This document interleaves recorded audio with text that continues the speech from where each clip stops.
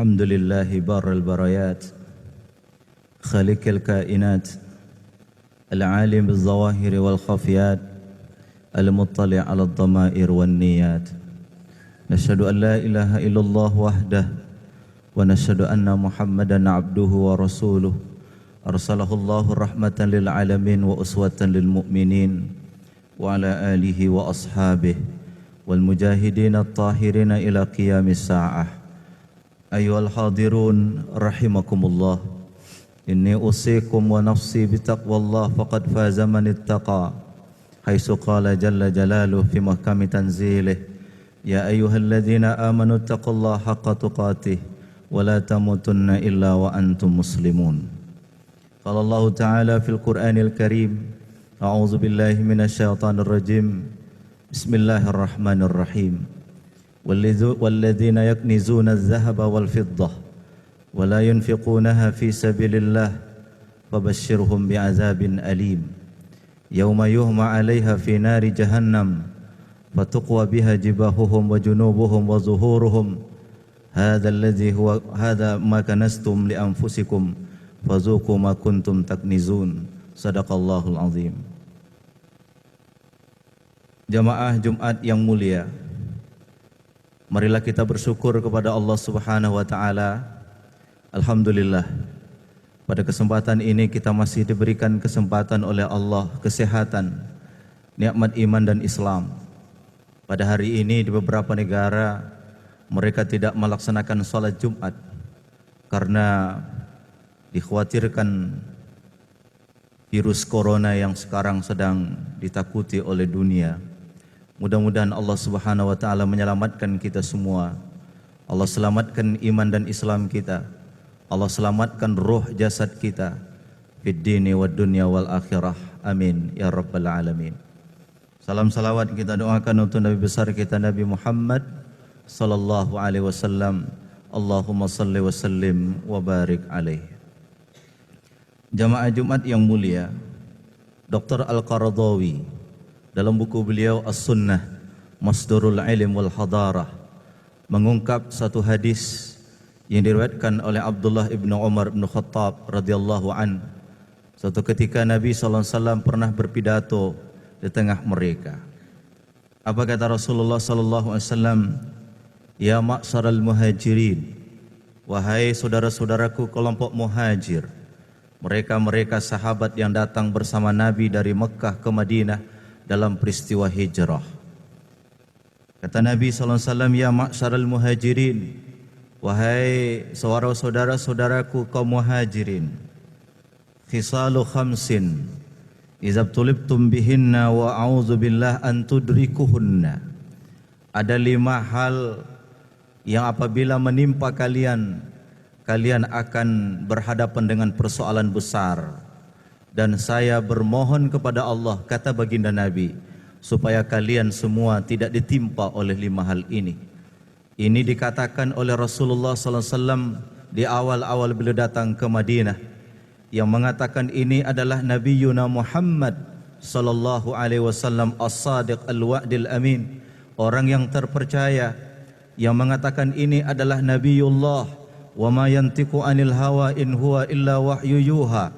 Apa yang keluar dari mulut beliau bukanlah sesuatu dari nafsu beliau, kecuali adalah wahyu dari Allah Subhanahu wa taala. Yang bicara ini adalah Nabiyuna Muhammad sallallahu alaihi wasallam yang wajib kita percayai dan wajib kita ikuti. Kata-kata Nabi SAW, ada khisalu khamsin, ada 5 persoalan, kalau kalian melakukan ini kalian akan dihadapkan dengan 5 persoalan besar. Kata Nabi SAW, lam tazhar al-fahishatu fi qaumi qattin hatta ya'linu fiha illa fasha fihim at-ta'un wal awja' allati lam takun madad min aslahim fi aslamihim alladhi madaw. Apabila kemungkaran sudah merajalela di antara kalian dan kalian bangga dengan kemungkaran itu, kalian bangga dengan kekejian itu, kalian bangga dengan kemaksiatan itu, kata Nabi sallallahu alaihi wasallam, fasha fihimut ta'un, akan menyebar virus-virus dahsyat yang tidak pernah melanda kaum-kaum sebelumnya. Yang bicara ini Nabi sallallahu alaihi wasallam. Apabila kemungkaran telah merajalela di antara kalian, perzinaan, LGBT, perbuatan-perbuatan menyimpang, sudah kalian banggakan dan kalian tidak melarang, bahkan kalian legalkan. Kata Nabi SAW, fasyafihimut ta'un, akan muncul di tengah kalian virus, akan muncul di tengah kalian penyakit-penyakit yang tak pernah ditimpakan kepada kaum-kaum sebelumnya. Yang bicara ini adalah Nabi Yuna Muhammad sallallahu alaihi wasallam. Mari kita introspeksi. Apakah sekarang yang menimpa kita ini mungkin karena kemungkaran yang kita lakukan terus terang, ataukah kemungkaran yang kita legalkan, atau kemungkaran yang kita tidak lagi malu untuk melakukannya? Dulu jangankan orang berzina, jangankan orang pacaran, jangankan orang melakukan perbuatan haram di tengah-tengah kelompok orang ramai, berpegangan tangan pun orang-orang tua kita dulu malu, laki-laki perempuan. Sekarang ini jangankan berpegangan tangan, orang peluk-pelukkan laki-laki perempuan di tempat umum sudah tidak risih. Mereka tidak lagi risih dengan perzinaan, mereka tidak lagi risih dengan perbuatan-perbuatan yang dilarang oleh Allah Subhanahu wa taala. Mungkin inilah yang diprediksi oleh baginda Nabi Muhammad sallallahu alaihi wasallam, lam tazharil fahisatu fi qaumi qattun illa hatta yu'linu fiha. Kalau kemungkaran sudah dilakukan dan tidak ada rem di antara kita, maka Allah Subhanahu wa taala akan menimpakan virus yang kita tidak pernah menjumpai sebelumnya. Nauzubillah summa nauzubillah. Ini yang pertama. Yang bicara ini bukan ustaz, yang bicara adalah Nabi Yuna Muhammad sallallahu alaihi wasallam. Yang kedua kata Nabi sallallahu alaihi wasallam, lam yanqusul mikyal wal mizan illa ukhidhu bisinina wa shiddatil maunah wa jawri sultan. Apabila kecurangan telah merajalela, maka Allah Subhanahu wa taala akan menimpakan kepada mereka berbagai krisis ekonomi, dan Allah Subhanahu wa taala akan memberikan kepada mereka pemimpin-pemimpin yang zalim. Ini Nabi sallallahu alaihi wasallam yang ngomong. Apabila kecurangan telah mereka lakukan, timbangan mereka telah mereka kurangi, mereka yang disebut oleh Quran wailul lil mutaffifin. Apabila mereka menimbang, mereka lebihkan untuk diri mereka. Ya, apabila mereka menimbang, mereka akan kurangi. Tapi kalau mereka minta ditimbang, mereka minta lebihkan. Inilah sifat-sifat manipulator. Mereka-mereka yang mencoba mengambil keuntungan di tengah-tengah kesulitan umat. Dan kalau ini dilakukan, kata Nabi sallallahu alaihi wasallam, bisinin, krisis ekonomi, wasiddatil maunah, susahnya bahan pangan, wa jawri sultan, dan pemimpin-pemimpin yang zalim akan muncul di tengah-tengah kalian. Yang mengatakan ini adalah Nabi Yuna Muhammad sallallahu alaihi wasallam. Yang ketiga kata Nabi sallallahu alaihi wasallam, lam yamna'uz zakata amwalihim ila muni'ul qitar minas sama' laulal bahaim lam yamturu. Kalau zakat sudah dilarang, zakat sudah tidak lagi dikeluarkan, maka Allah Subhanahu wa taala akan menahan turunnya hujan rahmat dari langit. Andaikan tidak ada tumbuh-tumbuhan dan tanaman serta binatang ternak, Allah Subhanahu wa taala tidak akan menurunkan hujan rahmat itu. Kalau zakat sudah mereka tidak keluarkan, hadirin sekalian yang saya muliakan, potensi zakat kita di Indonesia tahun-tahun ini itu diprediksikan potensinya 216 triliun banyaknya. Dan orang-orang muslim kelas menengah ke atas itu mulai muncul, mulai banyak. Lembaga-lembaga keuangan syariah mulai bermunculan. Kesadaran orang untuk menghidupkan dunia filantropi, baik itu zakat, wakaf, sedekah, mulai hidup. Dan kalau ini tidak digerakkan, kata Allah, maka hujan dari langit tidak turun. Kalau toh itu turun, tidak memberikan keberkahan kepada kalian, maka hujan tidak turun, tidak memberikan keberkahan kepada kalian. Mungkin itu salah satu penyebabnya adalah karena kalian tidak mengeluarkan zakat-zakat dari harta kalian itu. Kata Allah Subhanahu wa taala dalam surah At-Taubah yang saya bacakan tadi, orang-orang yang yaknizun, mereka yang mengindapkan, mereka-mereka yang kemudian menyimpan harta mereka dan tidak dinafkahkan di jalan Allah, tidak dikeluarkan zakatnya, tidak dikeluarkan sedekahnya, Maka kata Allah Subhanahu wa taala, "Fabashshirhum bi'adzabin alim." Bapak sekalian yang semulakan dalam ilmu tafsir, kita tahu kata-kata basyara, yubashiru, tabsyir atau bisyarah itu adalah berita gembira. Tapi kalau kata-kata basyara diikuti dengan iman dan amal saleh, maka artinya adalah berita gembira. Wa basyiril ladzina amanu wa amilus solihat anna lahum jannat, itu berita gembira. Tapi kalau kata-kata basyara diikuti dengan azab, itu bukan berita gembira, tetapi adalah taubih, penghinaan dari Allah Subhanahu wa taala. Mereka-mereka yang menimbun harta mereka, tidak dikeluarkan zakatnya, fabasyirhum bi'adzabin alim, berikan kepada mereka berita gembira dengan azab yang sangat pedih. Apa itu? Yauma yuhma 'alaiha fi nari jahannam. Harta itu nanti akan dipanaskan dari api neraka Jahannam, dan harta itu setelah panas akan disetrikakan kepada 3 anggota tubuh mereka, kepada dahi mereka, kepada perut mereka, dan kepada punggung mereka. Para ulama tafsir mengkaji, kenapa 3 anggota tubuh inilah yang disetrikakan harta yang tak dikeluarkan zakatnya itu? Dahi adalah mindset, cara berfikir. Orang-orang yang cara berfikirnya, saya yang bekerja, saya yang punya harta, lalu saya keluarkan untuk apa? Cara berfikir yang batil seperti ini, nanti pikirannya itu kemudian diserikakan dengan harta yang disimpan di dunia. Yang kedua adalah perut mereka. Kenapa perut mereka? Perut itu adalah sumber keserakahan. Mereka serakah sehingga mereka menimbun harta. Gaji yang begitu banyak tak cukup oleh mereka. Mereka enggan untuk mengeluarkan zakatnya.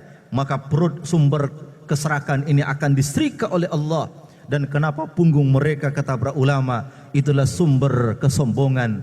Orang-orang yang tak mengeluarkan zakat biasanya membalikkan punggungnya kepada orang. Itulah sumber kesombongan.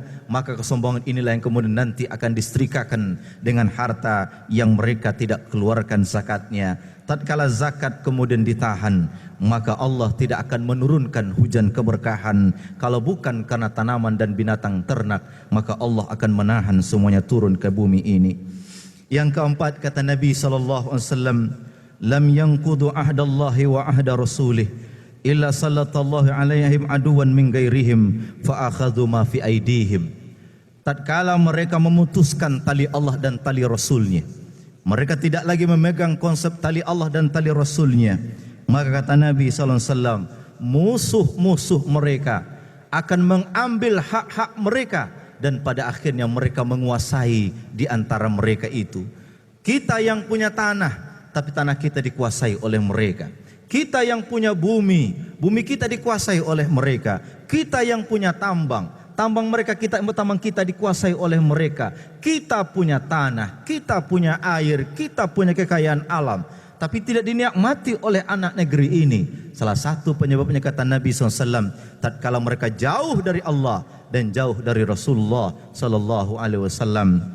Yang terakhir, hadirin sekalian, kata Nabi sallallahu alaihi wasallam, "Wa man lam tahkum a'immatuhum bi kitabillah wa takhayyaru ma anzalallah illa ja'alallahu ba'sahum bainahum." Tatkala pemimpin-pemimpin mereka tidak lagi menghukum dengan kitab Allah dan memilih-milih apa yang baik-baik saja dari agama ini yang mereka pakai, kata Allah Subhanahu wa taala, ja'alallahu ba'sahum bainahum, antar mereka saling bertengkar, antar mereka saling bermusuhan. Kepemimpinan di dalam Islam sangat luar biasa. Maka pantaslah Nabi SAW wafat 632. Belum sempat jasad mulia itu dikuburkan, para sahabat kemudian berkumpul di Saqifah Bani Sa'idah. Apa tujuannya? Agar tidak ada kekosongan kepemimpinan di dalam Islam. Dan paling tidak ada 3 perperangan besar terjadi di dalam Islam terkait dengan kepemimpinan ini. Yang pertama adalah perang Jamal, yang kedua adalah perang Siffin, yang ketiga adalah tragedi Karbala. Ini menunjukkan betapa pemimpin ini sangat penting di dalam Islam. Sehingga Nabi SAW mengatakan, kalau pemimpin sudah jauh dari ulama, pemimpin sudah jauh dari kitab Allah, maka Allah akan membuat orang ini berantakan satu sama lain, antara satu suku dengan suku yang lain, antara satu organisasi dengan organisasi lain, saling berantakan, saling baku hantam. Ini salah satu penyebabnya kata Rasulullah As-Sadiq Wa'dil Amin yang bicara Nabi Muhammad sallallahu alaihi wasallam, tatkala a'immatuhum, pemimpin mereka jauh dari Allah dan jauh dari Rasulullah sallallahu alaihi wasallam. Mudah-mudahan Allah Subhanahu wa taala menyelamatkan kita dari 5 ini. Kalau toh 5 ini sudah terjadi, mudah-mudahan Allah Subhanahu wa taala memberikan solusinya kepada kita, memberikan jalan keluar kepada kita, terkhusus umat Nabi Muhammad sallallahu alaihi wasallam dan pada umumnya bangsa kita, negeri kita, tanah air kita dan umat Islam dimanapun mereka berada. Allah Subhanahu wa taala selalu akan memberikan jalan keluar dari setiap persoalan selama kita kembali kepada Allah Subhanahu wa taala. Tidak ada kekuatan, tidak ada daya, tidak ada ilmu, tidak ada penelitian, tidak ada riset, tidak ada laboratorium yang bermanfaat tanpa dikembalikan kepada Allah Subhanahu wa taala. Hari ini Israel mengatakan dia menemukan vaksin untuk mencegah virus corona itu. Mereka dengan sombongnya akan mengumumkan 2 atau 3 hari lagi bahwa mereka akan menemukan vaksin itu. Tapi kita umat Islam, kita orang yang beriman, bumi ini milik Allah. Allah penguasa bumi ini. Qulillahumma malikal mulki tu'til mulka man tasha wa tanzi'ul mulka mimman tasha wa tu'izzu man tasha wa tuzillu man tasha biyadikal khair innaka ala kulli syai'in qadir. Allah mampu memasukkan malam ke dalam siang. Allah mampu masukkan siang ke dalam malam. Allah mampu menghidupkan tulang belulang yang telah rapuh menjadi hidup kembali. Dan di tanganlah segala sesuatu. Kita bermohon kepada Allah, mudah-mudahan Allah menyelamatkan kita dan umat Islam selalu akan mendapatkan jalan itu dengan izinnya. Amin ya rabbal alamin. Fa'tabiru ya ulil absar la'allakum tuflihun. Allahumma salli wa sallim ala Sayyidina Muhammad wa ala ali Sayyidina Muhammad.